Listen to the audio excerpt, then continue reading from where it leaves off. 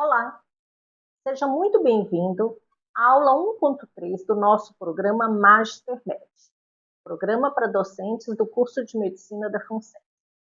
Nas nossas primeiras interações, começamos a desvendar a filosofia por trás do MasterMed, a importância da formação docente e o compromisso com a excelência na educação médica. Hoje, daremos um passo fundamental e muito prático.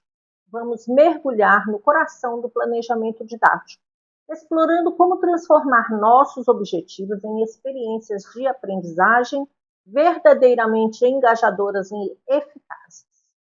Sabemos que a docência contemporânea exige mais do que a simples transmissão do conteúdo. Ela nos convida a uma constante reinvenção das práticas de ensino, a um olhar atento às singularidades dos estudantes e a uma reflexão permanente sobre o impacto de nossas ações educativas.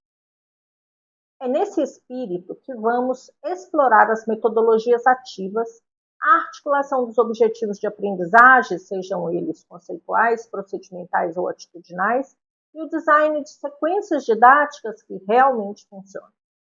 Nesta aula, nossos objetivos são claros. Vamos definir metodologias ativas e seus princípios fundamentais. Comparar metodologias tradicionais com as ativas. Identificar e reconhecer a aplicabilidade de diferentes tipos de metodologias ativas para o ensino médico.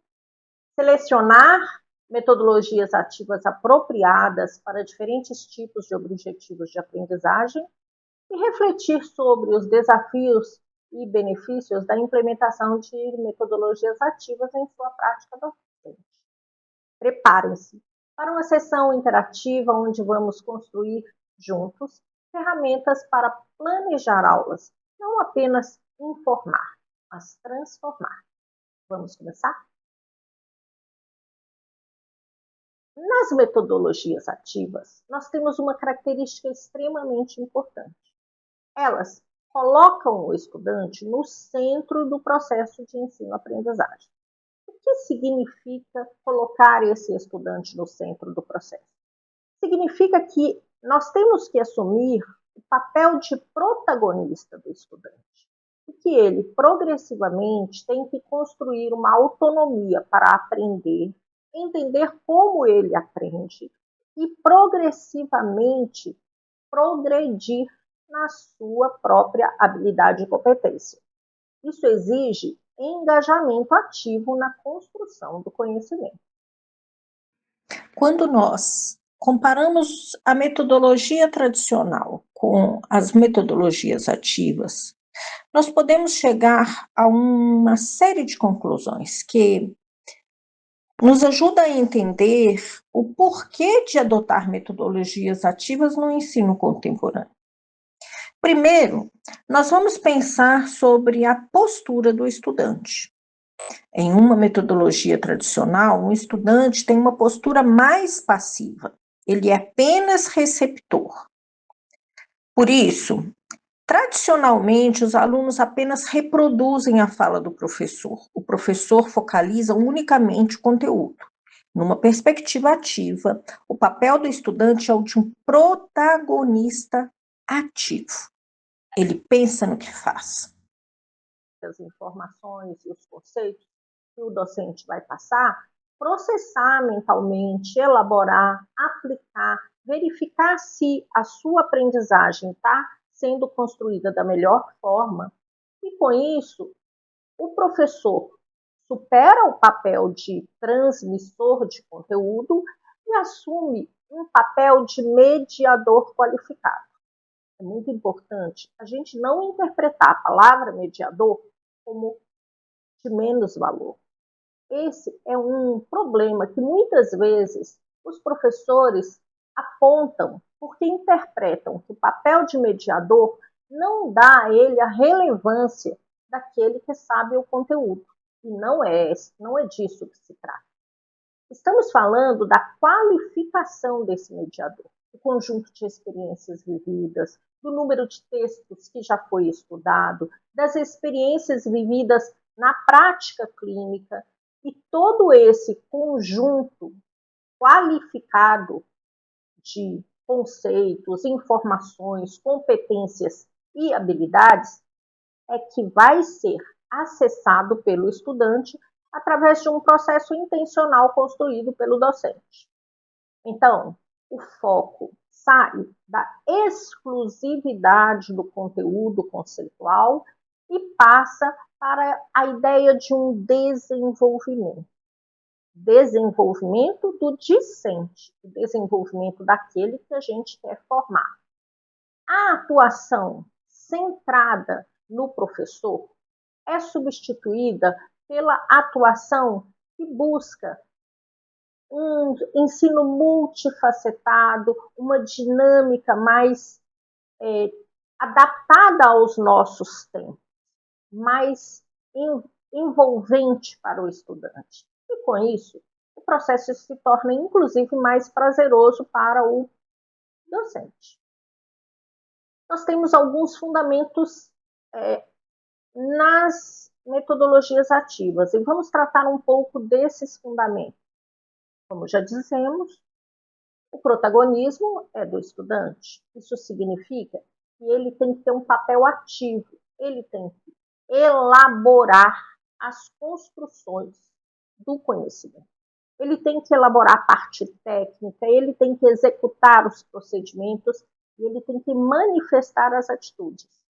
Por isso, a importância da gente trabalhar com a problematização a partir de contextos reais. O LabSim, por exemplo, que é um contexto inicial para a prática e que permite ao estudante, inclusive, errar num ambiente seguro, num ambiente controlado, e o professor pode dar uma série de retornos, uma série de feedbacks que ajudariam e vão ajudar quando o estudante sair daquele contexto de laboratório e for para o contexto real da clínica, para o contato com o paciente.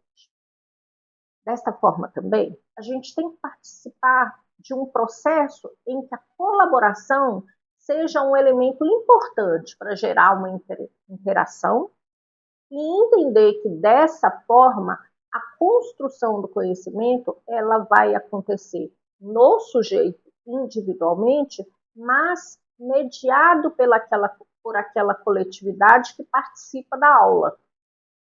Todos os estudantes juntos contribuem com a sua participação, com a sua reflexão, com a sua análise crítica, com as perguntas que fazem e com o tipo de interação qualificada que o docente oferece a eles.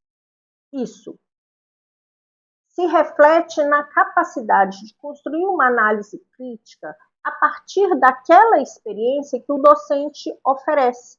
E com isso, propiciar um aprendizado consistente e coerente com o que nós desejamos nas diretrizes curriculares nacionais do curso de medicina. Um bom feedback é um elemento importantíssimo dentro de práticas ativas. Por quê? Vai promover a orientação e o aprimoramento contínuo. Você verá que eu vou retomar esse ponto várias vezes ao longo desta aula e na próxima também. Por quê? Quando falamos de metodologias ativas, quando falamos de tipos e aplicações, nós estamos falando de uma aprendizagem que ela pode acontecer mediante interações. Então, essas interações, elas podem vir a partir dos problemas, dos casos que são estudados, que são apresentados ao estudante. Ou ela pode vir por um processo que a gente que vai nos possibilitar promover um diagnóstico complexo. E é muito importante a gente entender isso aqui. Esse diagnóstico, ele tem um aspecto em que o professor está analisando a prática clínica.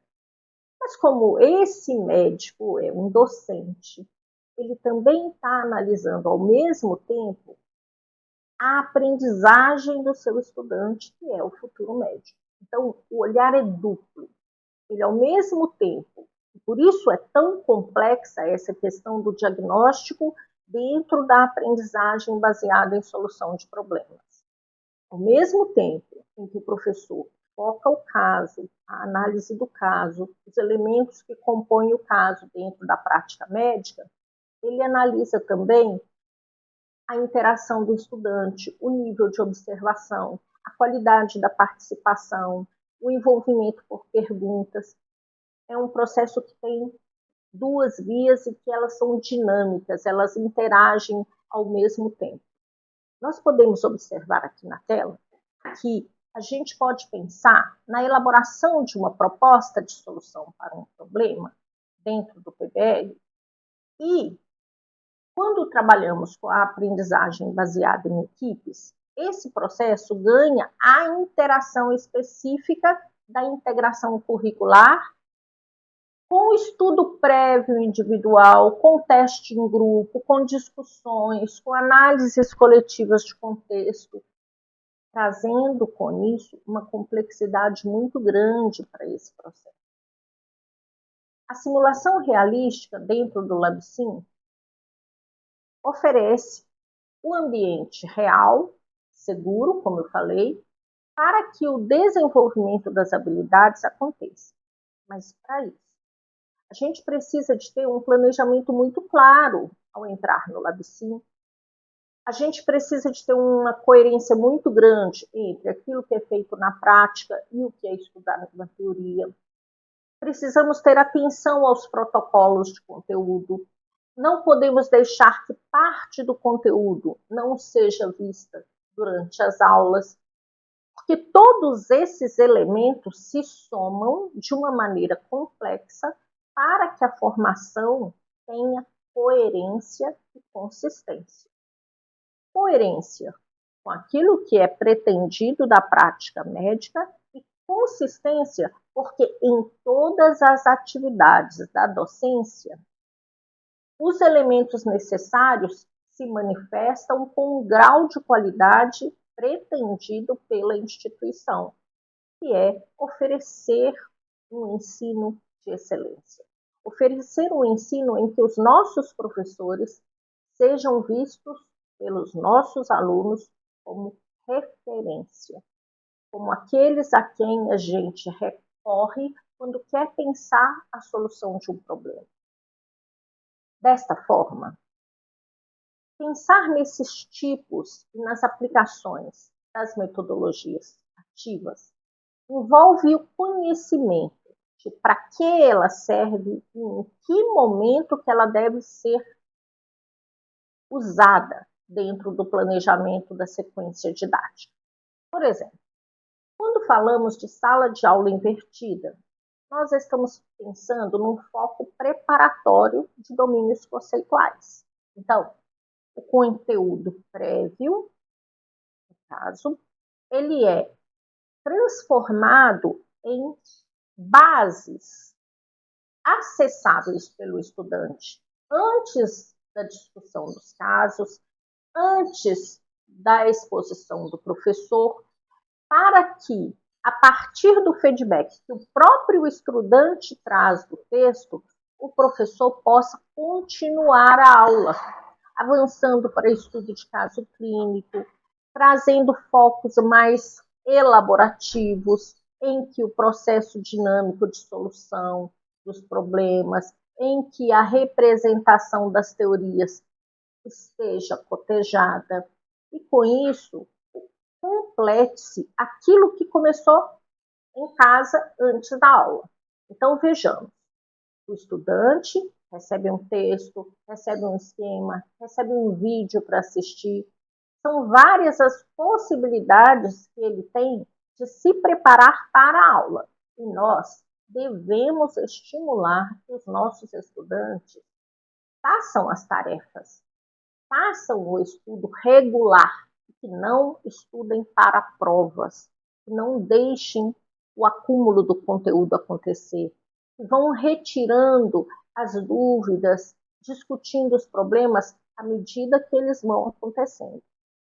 Para que durante a aula o professor possa pegar essa base que já foi trazida e elaborar elaborar com um nível de aperfeiçoamento mais elevado do que aquele que foi feito em casa.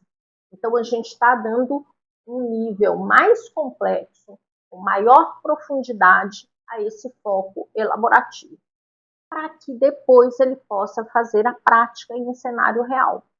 E aí, o foco do professor é analisar a capacidade da aplicação de tudo aquilo que foi estudado antes dentro do contexto. Então, por exemplo, se o estudante está fazendo um atendimento clínico, se ele está fazendo um roleplay, se ele está fazendo um trabalho em grupo discutindo como fazer um procedimento, ou se ele está realizando aquele procedimento técnico dentro do LabSim, em todos esses casos, ele precisa de ter uma imersão naquele contexto e de articular todo o conjunto de conhecimentos que lhe foi oferecido naquele momento. E com isso, mostrar que as habilidades e as competências estão ficando cada vez mais bem desenvolvidas. A escolha da metodologia tem muito a ver com os domínios de aprendizagem. Nós podemos ter 3 tipos de objetivos: os objetivos conceituais, procedimentais e atitudinais. Quando a gente fala de objetivos conceituais, a gente está falando daquilo que o estudante explica. Então, são os quizzes, são os debates, são os mapas mentais, é a sala de aula invertida com leituras, com análise de vídeos, com esquemas, com participação em fóruns, ou o estudo de caso clínico já conduzido, por exemplo, através de um artigo. Quando estamos falando do procedimental, o estudante faz. Então, é a simulação, são os laboratórios, é a prática em cenário real, é o role-playing, aquele momento em que o estudante realiza uma atividade. E depois, aqueles em que o estudante manifesta. Muitas vezes, a gente pensa que o conteúdo atitudinal não é aprendido, mas isso é um equívoco. Podemos ensinar o conteúdo atitudinal e devemos. E ele vai acontecer ao longo das aulas. Durante a discussão dos casos clínicos, durante os exercícios de cenário, durante os trabalhos em equipe, na reflexão que fazemos sobre todos os aspectos que compõem a prática ou o projeto comunitário, por exemplo. Os estudantes visitaram uma comunidade, perceberam uma série de situações, perceberam aspectos que precisam ser trazidos, analisados, discutidos e orientados pelo docente. É muito importante que o papel que eu quero do estudante dentro daquela atividade seja discriminado e esclarecido antes que ela aconteça. Vou dar um exemplo. Vamos fazer um trabalho em grupo. Então, temos ali um conteúdo conceitual.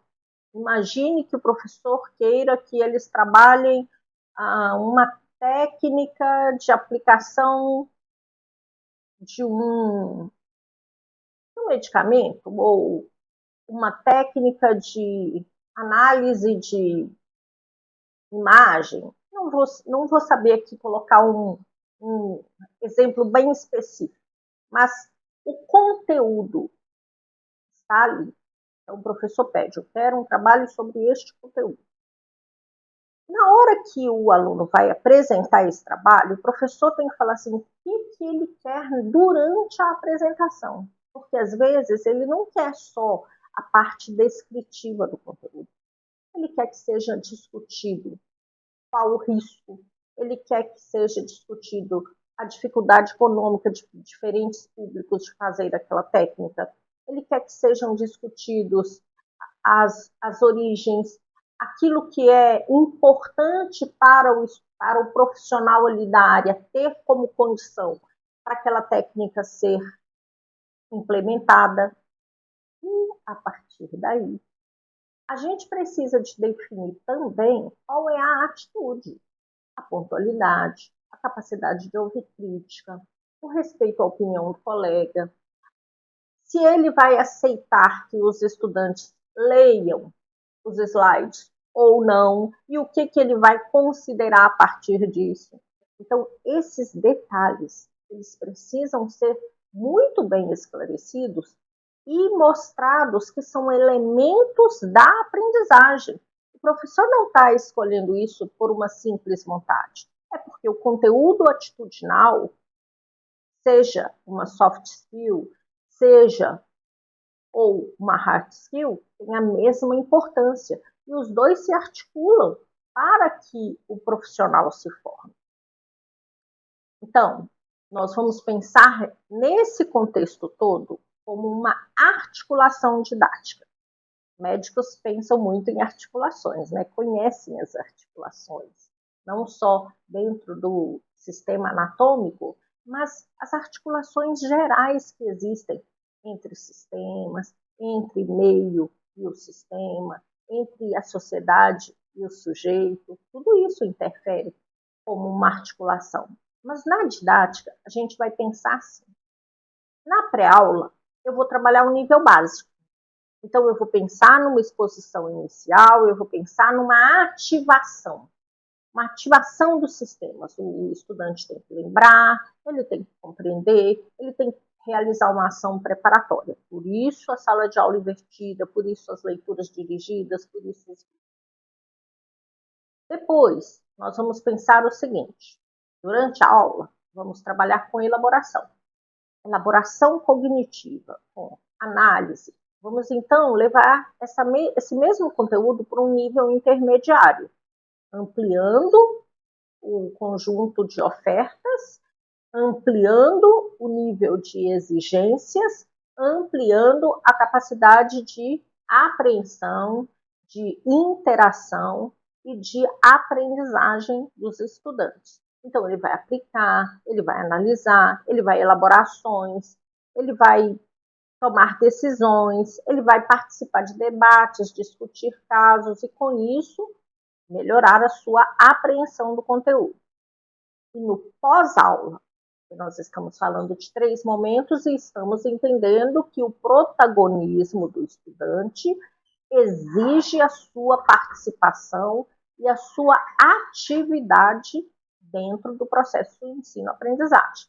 Nesse pós-aula, a gente vai levar para um nível mais avançado ainda e cobrar avaliação, criação, uma ação de síntese, a reflexão. Com isso entram os mapas conceituais, os portfólios reflexivos, os projetos que são realizados. Vejam, todo esse processo é uma verdadeira arquitetura.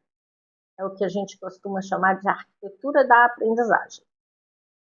Nela, então, nós formulamos objetivos, organizamos de uma maneira hierárquica, clara, que diferencia o essencial e o acessório.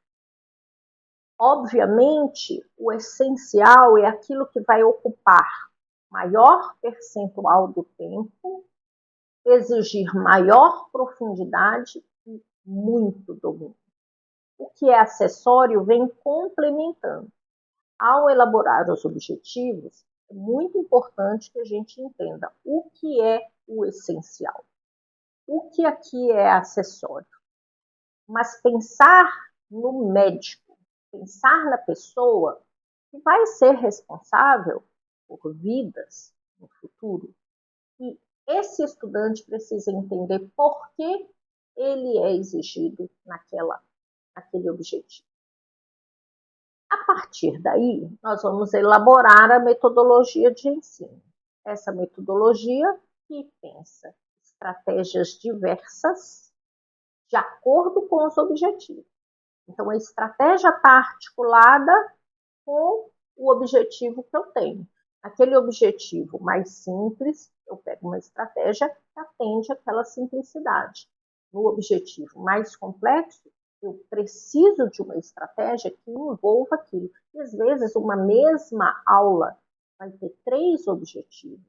Um objetivo operacional, um objetivo conceitual, um objetivo atitudinal. Elas interligadas vão exigir diferentes estratégias. E assim, o professor introduz a aula de uma forma, encaminha a aula de outra forma e fecha a aula ainda de uma terceira forma. Essas são as estratégias. Por exemplo, o professor vai querer que se discuta um caso no final da aula. Ele já pediu a leitura de um texto inicial, deu uma base para os estudantes. Então, ele apresenta o estudo de caso e pede aos estudantes para anotar numa folha, no caderno, 4, 5 pontos a partir de uma pergunta que ele faça. Aí ele desenvolve algo, desenvolve, explica, aprofunda, mostra o detalhe, demonstra com a sua própria experiência como aquilo se desenvolve.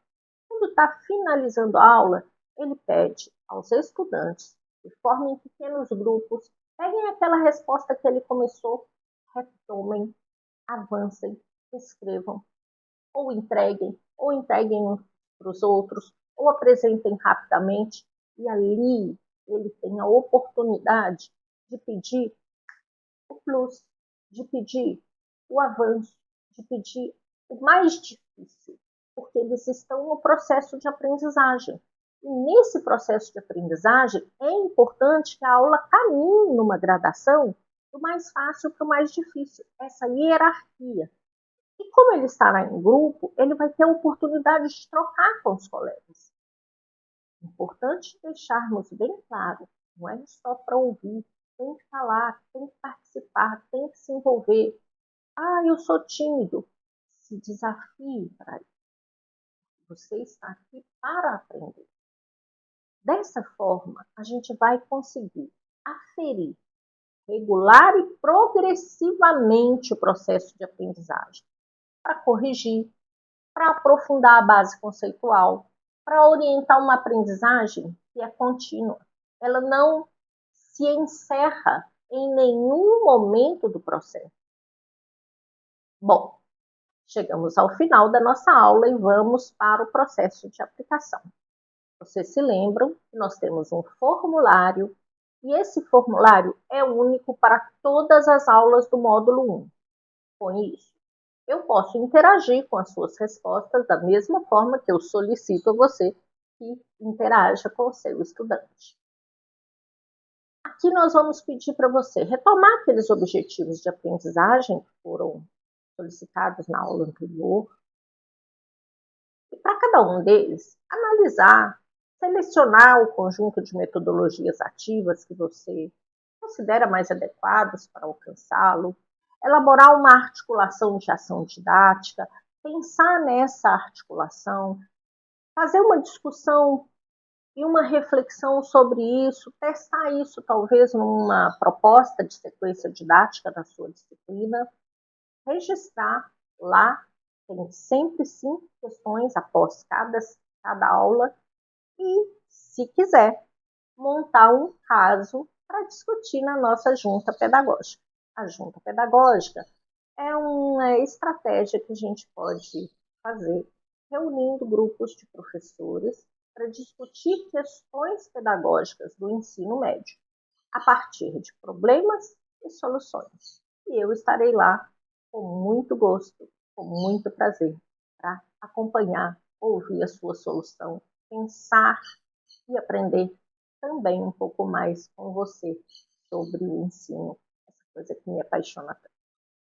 Muito obrigada, nos vemos na próxima aula.